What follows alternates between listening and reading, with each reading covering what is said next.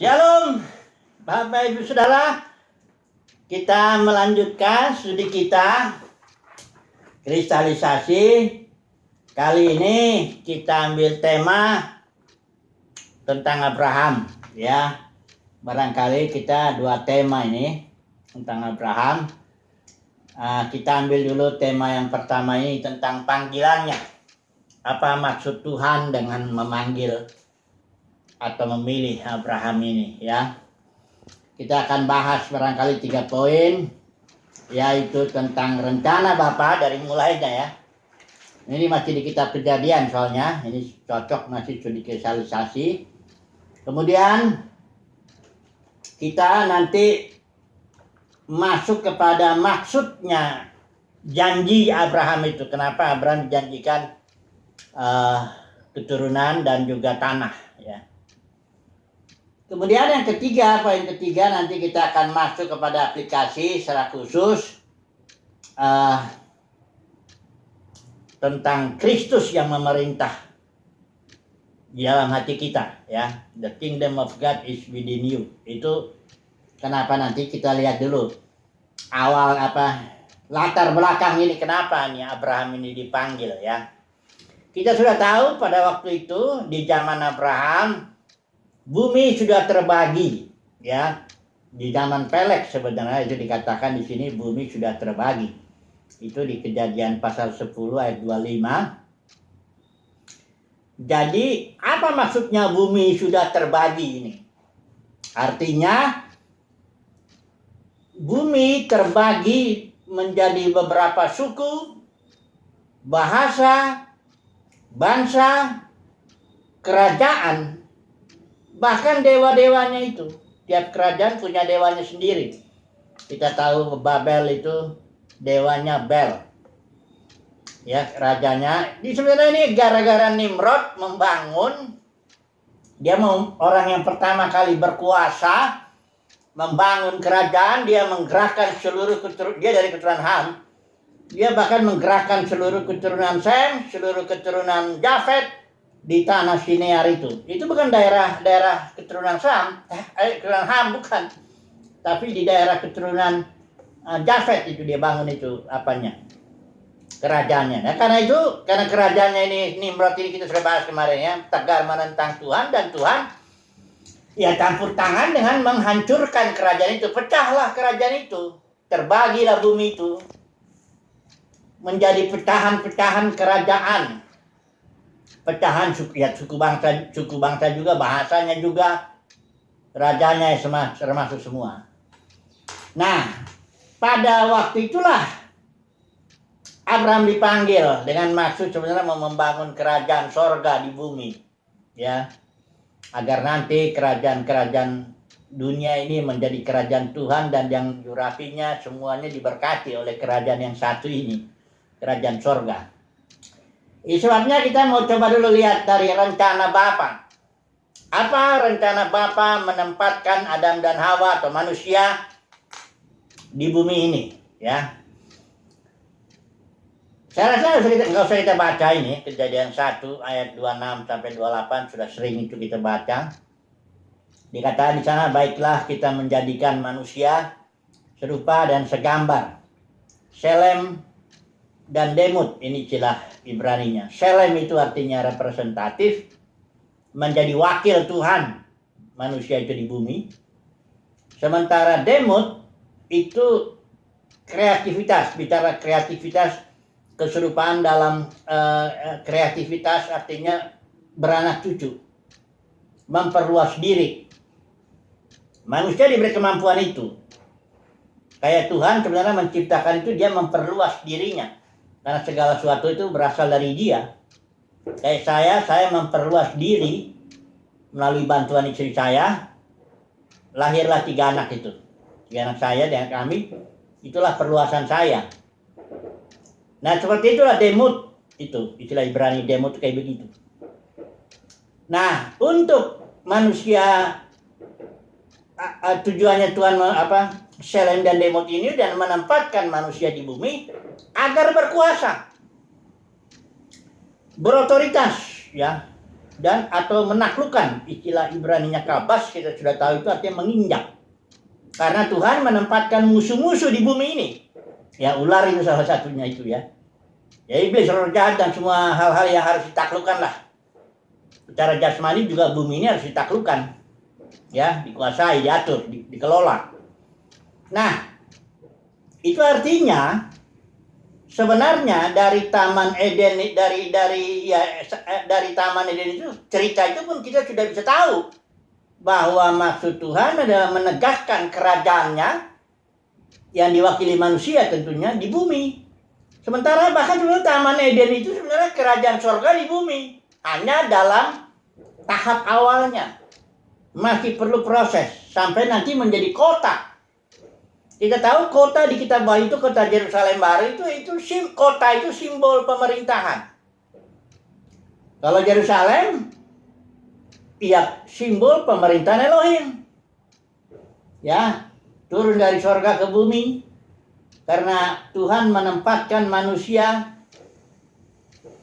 berkuasa di bumi, menaklukkan segala sesuatu ya, supaya nanti Bapa bisa menjadi semua dalam semua. Jadi dari kitab Kejadian sendiri sudah kelihatan, Kejadian 1 ayat 26 28 itu sudah kelihatan bahwa maksud Tuhan dari awal sampai akhir nanti kota Yerusalem itu adalah menegakkan kerajaannya di bumi sebagai wakilnya manusia taruh situ. Manusia tapi yang serupa dan segambar dengan dia. Itulah dia proses dua pohon itu. Satu pohon pengetahuan, yang satu pohon life, hayat.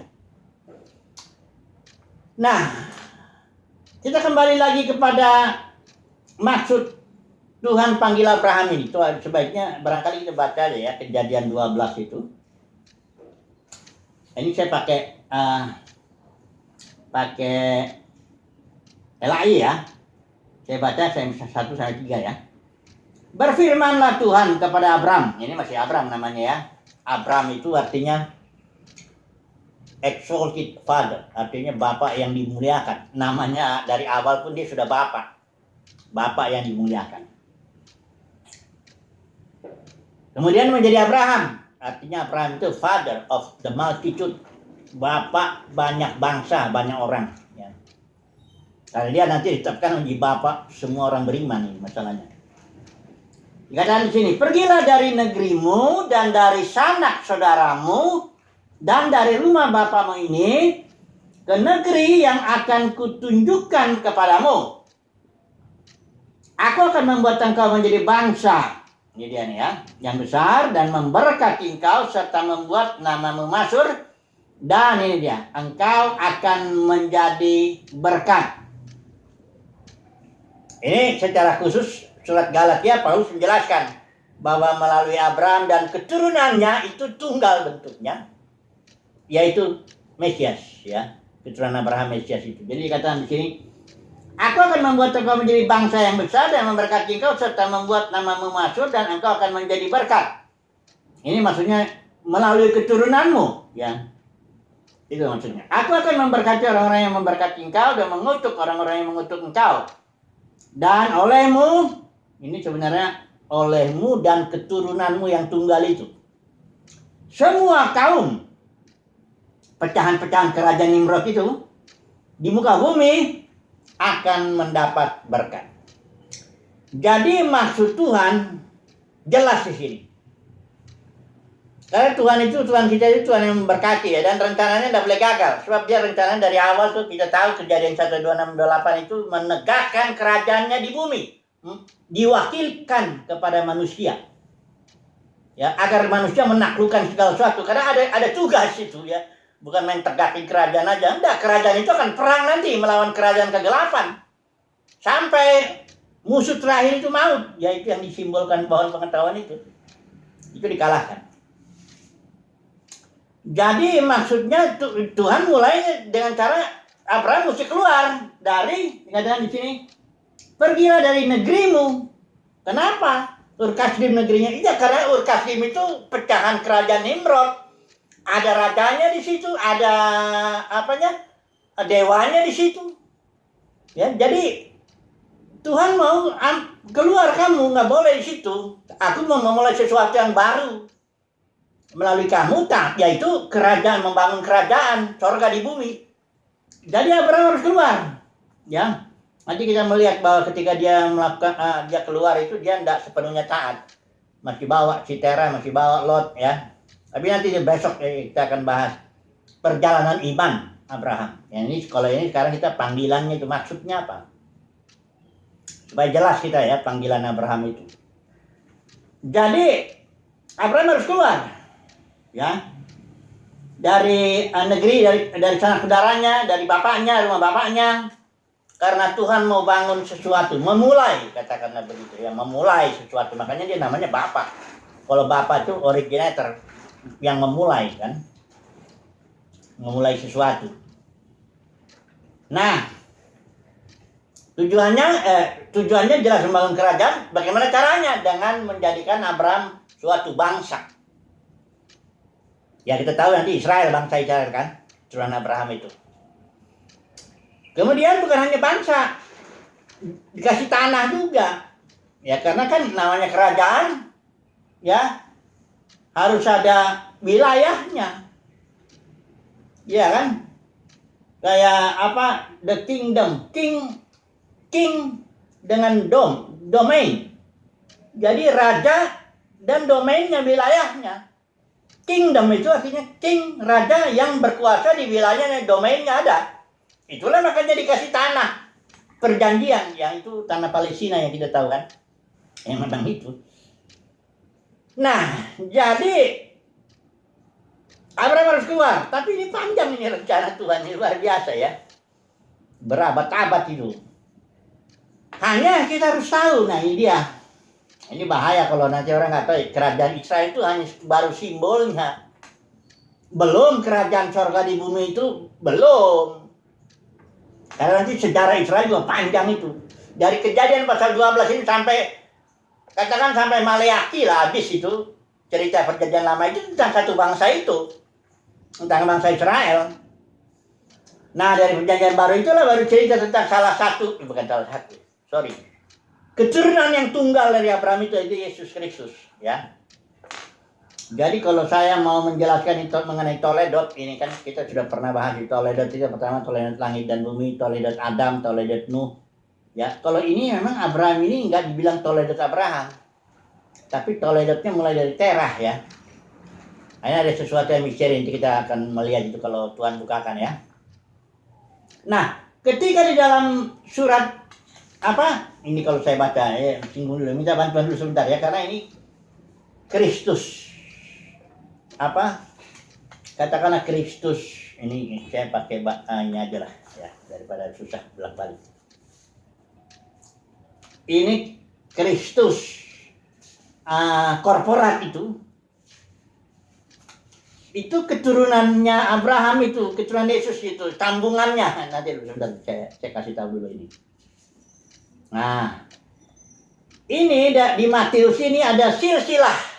Ini mirip dengan generation atau Toledot. Dalam istilah Ibrani Toledot. Sama ya. Silsilah Yesus Kristus. Dia mulai dari anak Daud, anak Abraham. Dari mulai Abraham. Ya. Dikatakan di sini, ini disebut namanya ya. Saudara bisa baca sendiri nanti. Jadi, ini kesimpulannya 17. Seluruhnya ada 14 keturunan dari Abraham sampai Daud. 14. Kemudian 14 keturunan dari Daud sampai pembuangan ke Babel. Kemudian 14 keturunan dari pembuangan ke Babel sampai Kristus. Itu bukan Kristus Yesus, bukan. Kalau saudara hitung nanti dari mulai pembuangan ke Babel sampai Kristus, itu cuma 13 yang sampai Yesusnya itu. Yakub memperanakan Yusuf, suami Maria melahirkan Yesus. Itu 13 itu kalau saudara hitung. Saya pernah hitung itu. Nah, Kristus itu yang ke-14. Inilah dia. Silsilah atau keturunan Yesus. Yaitu Kristus. Kristus pemenang yang akan nanti memerintah. Yang akan jadi berkat bagi seluruh kaum di muka bumi. Sampai Kristus menjadi semua dalam semua. Barangkali itu kita harus bahas itu satu tema tersendiri kali ya. Jadi keturunan Abraham memang di situ olehmu dan keturunanmu itu dari Yesus itu ya. Seluruh kaum di muka bumi akan jadi berkat. Nah, setelah itu Yesus punya keturunan. Toledotnya Yesus itu, yaitu Kristus yang tadi itu. Ya, kalau kita baca nanti di Yesaya 53 itu ada itu siapa yang mempedulikan keturunannya. Itu memang satu tema khusus. Saya mau jelaskan bahwa Abraham punya keturunan yang akan jadi berkat bagi seluruh kaum di bumi, itu adalah Mesias. Tapi kerajaan Mesias bukan hanya Yesus di situ, tapi Kristus. Keturunan Yesus itu korporat. Atau kita tegasnya tubuhnya lah, ya lebih gampang kali ya. Tubuh Kristus. Itu tubuh Kristusnya. Itu bukan gereja, jangan langsung bilang denominasi ini tubuh Kristus, jangan dulu. Saya mau ngejelasin dulu yang penting maksud janji Tuhan kepada Abraham itu. Kau Abraham, aku panggil dari rumah bapamu, dari negerimu, dari sanak saudaramu. Aku mau mulai sesuatu yang baru, kata Tuhan melalui Abraham, yaitu menegakkan kerajaan, ya, di muka bumi, kerajaan surga di muka bumi. Bagaimana caranya? Aku akan menjadikan engkau suatu bangsa. Satu. Kedua, aku akan berikan tanah perjanjian. Tapi ya itu sekarang bangsa itu kan bangsa Israel, kita tahu ya. Itu masih simbol, kerajaan Israel itu masih simbol daripada kerajaan surga di muka bumi. Bukan kerajaan surga itu langsung Israel, itu bukan. Karena keturunan yang dimaksud, Paulus sudah jelasin, keturunan yang dimaksud itu yang jadi berkat bagi seluruh kaum di muka bumi itu adalah tunggal, yaitu Yesus.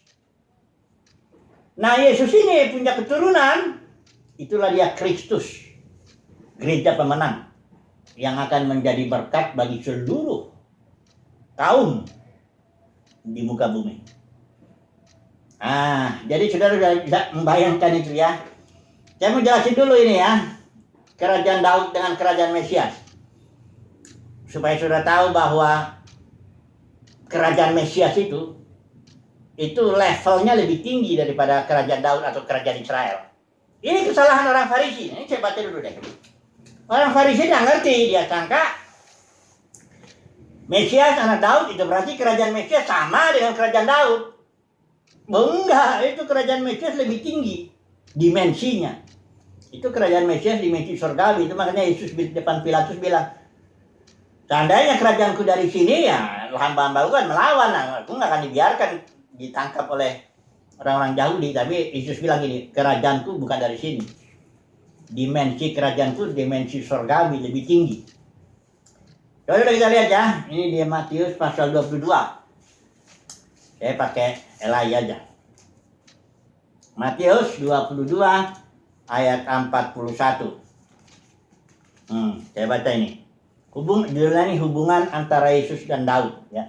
Saya mau jelasin dulu bahwa kerajaan Israel itu bukan kerajaan surga di bumi. Walaupun memang akhirnya nanti di dispensasi langit dan bumi yang baru, Israel, yaitu kota Yerusalem baru, simbolnya itu ada bagiannya, ada ministerinya. Tapi kerajaan Mesias sendiri itu beda. Inilah kesalahannya orang Yahudi. Orang Yahudi membayangkan Mesias mesti kayak Daud, gitu. Karena Mesias anak Daud. Artinya Mesias mesti punya istana jasmani kayak Daud. Mesti punya tentara jasmani kayak Daud. Mesti melawan musuh-musuh jasmani kayak Daud. Mesti dan macam-macam yang secara jasmani. Tapi Yesus bilang, nah ini dengan cara mengambil ayat ini, ditanya sama orang Farisi ini ya.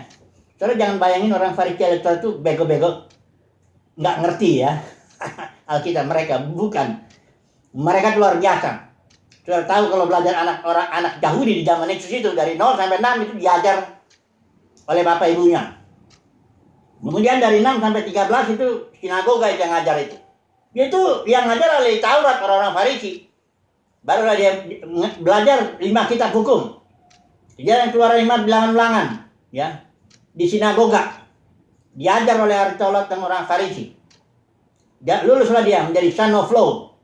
Kemudian dari 13 sampai sekitar 17 atau 18 belajar lagi kitab nabi-nabi, Nebiim, Ketubim. Setelah itu dia udah umur 18 itu udah jago. Udah dari 6 sampai udah lebih 3 itu kalau mau hitungan sekarang. Kemudian dari 18 ini dia dikawinkan dan kasih pekerjaan, bapaknya ngajarin. Kemudian kalau mau jadi ahli Taurat itu biasanya nulis. Orang ahli kan dulu belum ada fotokopi.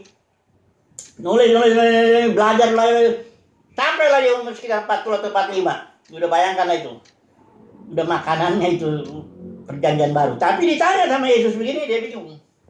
Karena dia punya konsep bahwa karena Mesias anak Daud, berarti kerajaan Mesias sama dengan kerajaan Daud. Inilah salah satu kenapa orang Farisi tolak Yesus. Karena dia lihat Yesus ini bagaimana. Ini bukan ahli ekonomi, ahli perang, ahli politik. Kerajaannya nggak ada, sistemnya nggak ada. Nah ini sesat ini. Nah itulah ya. Dia berpikirnya jasmani nih. Orang Farisi ahli Taurat zaman Yesus. Ya sama, zaman ini juga jadi jasmani juga.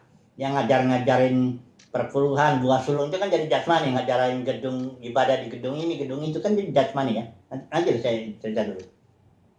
Habis saya nanti waktunya ya. Oke, mari kita baca dulu ya.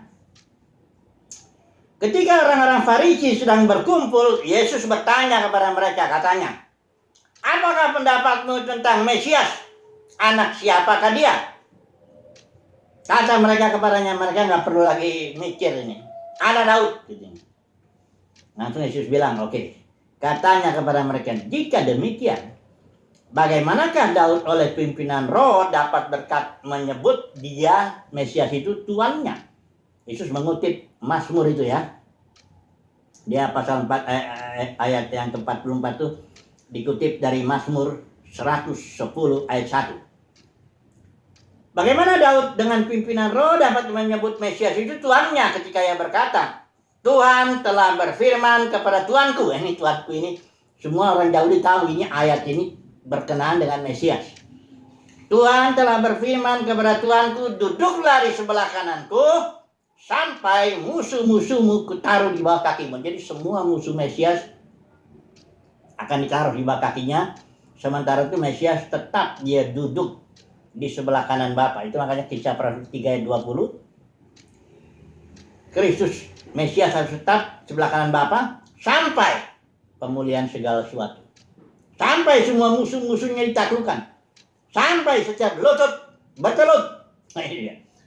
Lidah mengaku Yesus adalah Tuhan. Nah, orang Farisi bingung. Waduh, ini pertanyaan. Daud menyebut memang benar. Tuhan telah berfirman kepada Tuanku, katanya si Daud. Kata Yesus gini, kalau memang Mesias itu anak Daud, nah kenapa Daud nyebut Mesias Tuannya? Nggak bisa jawab orang Farisi. Pusing dia dengan pertanyaan seperti ini. Ya, udah belajar dari umur 6 tahun sampai 40-an lebih gitu, 50 barang. Jadi sudah, padahal pertanyaannya sederhana sekali jawabannya. Kalaulah ya tentu kita dipimpin roh untuk melihat bahwa kerajaan Mesias itu dimensinya lebih tinggi. Adalah kerajaan sorgawi, kerajaan sorga. Yesus raja, bukan raja di bumi dalam arti bukan raja jasmani ya. Dia bukan mendirikan kerajaannya menjadi pemberontak. Ya, di bumi dia gerakan tentara-tentara yang jasmani, dia bukan begitu. Dia mau melepaskan, kalau orang Yahudi kan berharap 3 itu kalau Mesias itu. Pertama itu bangun bait suci jasmani. Sementara Yesus bangun bait suci yang adalah tubuhnya sendiri. Kedua, Mesias itu haruslah jadi apa? Membebaskan Israel dari segala musuh jasmani. Tentara Roma pada waktu itu ya. Yesus membebaskan musuh-musuh dari dosa, kuasa dosa dari iblis, akan jadi spiritual ya. Yang ini lagi orang Yahudi berharap Mesias menguasai dunia, menjadi pemimpin dunia lah. Di mana bangsa Yahudi menjadi kepala, bangsa-bangsa lain ekor. Nah ini dia, Yesus nggak begitu. Ya memang dia akan jadi berkat bagi seluruh kaum di muka bumi. Tapi bukan menjadikan Israel jasmani menjadi kepala, yang lain bangsa-bangsa lain jadi ekornya, bukan begitu. Jadi dengan ayat ini Yesus tegas mengatakan kerajaan Mesias itu levelnya, dimensinya lebih tinggi. Jadi ketika Abraham dijanjikan olehmu dan keturunanmu, itu bukan dahulu jasmani, tapi melalui olehmu dan keturunanmu, Yesus itu yang akhirnya dia melahirkan Kristus, memperanakan Kristus ya. Keturunannya Kristus itu tadi, itulah yang, dan Kristus ini kerajaan spiritual ya. Spiritual, kerajaan sorga. Yang ekspresi pertamanya itulah gereja mula-mula. Gereja mula-mula itu ketika Roh Kudus turun, itulah dia kerajaan sorga yang termanifestasi di bumi. Kita lihat nggak, ada nggak rajanya di situ yang di raja jasmaninya? Petrus, bukan. Nggak ada raja jasmani. Kata Yesus bilang, jangan jarang pun kamu jadi pemimpin. Aku pemimpinmu, Mesias. Ya. Tapi biarpun orang-orang sederhana begitu-begitu yang nggak berpendidikan teologi di zamannya. Tapi Yesus bilang kalau ada orang menganiaya ini, dia menganiaya aku. Makanya si Saulus waktu itu teolog di zamannya, murid Gamaliel. Ketika Saulus menganiaya, Yesus bilang, "Hai Saulus, mengapa engkau menganiaya aku?" Karena Yesus tidak membedakan dirinya dengan kerajaannya yang di bumi itu, kerajaan surga yang termanifestasi di bumi itu, atau Kristus yang di bumi itu. Ini dahsyat ini, ya. Nah, sekarang kita coba masuk satu poin lagi nih. Mudah-mudahan kita sampai nih ya. Kalau tidak sampai, ya berarti kita harus sambung besok, ya. Atau dengan cepat ini. Saya mau menjelaskan begini. Dari awal ya, kita saudaraku, kalau Alkitab itu mempelajari sesuatu itu harus apa ya, outline-nya dulu. Jangan masuk langsung detail-detailnya. Kayak begitu. Ya memang untuk mendapat outline itu kita harus baca berulang-ulang Alkitab itu. Nah, outline-nya itu, Alkitab itu sebenarnya mengungkapkan rencana Bapa yang berjaman-jaman, berdispensasi untuk menegakkan kerajaannya di bumi. Itulah outline-nya itu. Dari mulai Kejadian 1 ayat 26 sampai 28. Ya, kalau Adam dan Hawa diproses ya, kemudian Adam dan Hawa keturunannya jatuh ya, air bah itu kawin campur, kemudian Tuhan panggil Nuh juga airnya jatuh, keturunannya itu yang Ham yang dikutuk itu bangun kerajaan, bukannya bangun kerajaan sorga, malah bangun kerajaan sendiri untuk menegakkan namanya sendiri. Nah ini Tuhan hancurkan, baru Tuhan mulai lagi dengan Abraham. Jadi selalu dalam hati Tuhan tuh bagaimana manusia bisa tetap menjadi wakil Tuhan, membangun kerajaan, tapi kerajaan surga ya di bumi. Itu apa? Dalam hati Bapa. Itulah rencana Bapa itu. Dan Kristus yang saya maksud itu tadi, yang akan jadi berkat bagi seluruh kaum di muka bumi. Kristus yang saya maksud itu yang akan, di mana nanti semua Kristus itu menjadi semua dan semua. Christ itu ada di dalam kita. Christ in you. The hope of glory. Inilah pengharapan kemuliaan itu Kristus tapi di dalam kita. Dan the kingdom of God itu juga di dalam kita. Artinya apa? Artinya Tuhan mau supaya semua, ya kita ini umat pilihan Tuhan, betul-betul hanya diperintah oleh Kristus yang di dalam batin. Ya. Karena sekarang ini dalam dunia kekristenan, ini saya masuk aplikasi sebentar sebelum ambil kesimpulan. Dalam dunia kekristenan ini sekarang udah banyak orang, kayak orang Farisi zaman dulu, selalu ngarahin ke jasmani. Persis yang dibilang Yudas itu, surat Yudas. Guru-guru palsu itu apa? Saudara kalau menebak guru palsu itu apa? Yaitu orang yang bicara tentang kasih karunia Tuhan, bicara tentang kebaikan Tuhan, bicara tentang pokoknya kemurahan Tuhan, tapi nanti diarahkan kepada hal-hal yang jasmani yang menimbulkan hawa nafsu itu. Kau ikut Yesus, jadi kaya, ya,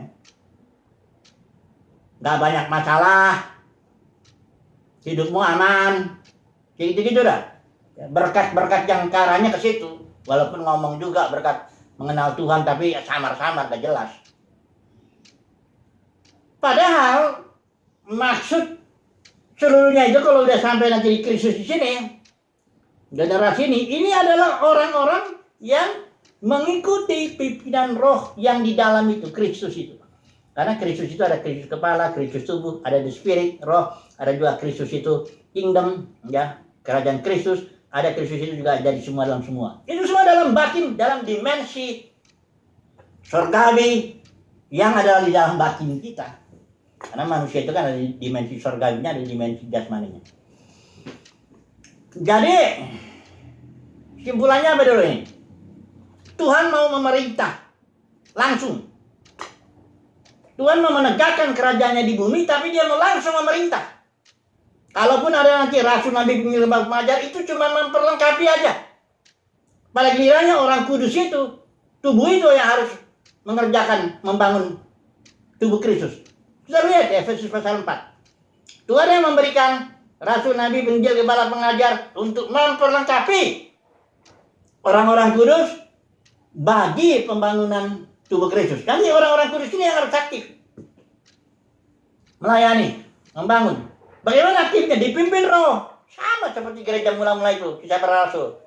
Gak ada di situ Petrus ngatur, ambil tarik perpuluhan, apalagi narik jiwa ke dalam arah dirinya. Gak ada itu. Itu kejatuhan dua Kristen begitu. Manusia mengatur.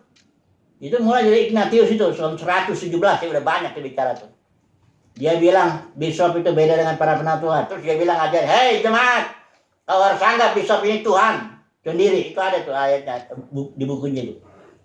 Apostolic Fathers, J.B. Lightfoot. Saya udah pernah kutip itu. Terus dia bilang, jangan kau berbuat apapun tanpa bishop. Jadi nggak boleh. Harus ini ada manusia ini yang memerintah nih, mengatur nih. Ya. Padahal Kristus itu dalam batin kita, dialah yang mengatur. Memimpin kerajaan surga yang di bumi ini harus dipimpin langsung oleh roh. Tak boleh ada aturan-aturan lain. Aturan agamawi, nggak buat sulung, nggak perpuluhan, nggak manusia jasmani yang ngaku-ngaku saya pemimpin, ngaku-ngaku saya punya otoritas atas umat Tuhan. Tidak ada itu. Semuanya dipimpin roh. Itu makanya gereja mula-mula itu ada 70 roh, istilah roh itu muncul. Roh memimpin, roh melarang, roh membisikkan roh, penuh roh dan sebagainya. Bahkan roh melarang, ya. Roh mendisiplin juga ada itu waktu Petrus itu. Petrus tidak maksud mendisiplin anaknya Safira, enggak. Dia hanya ngomong aja sesuai dengan pimpinan roh. Dia ngomong, engkau tidak mendustai manusia, tapi mendustai Tuhan. Tiba-tiba Tuhan ambil keputusannya, mati.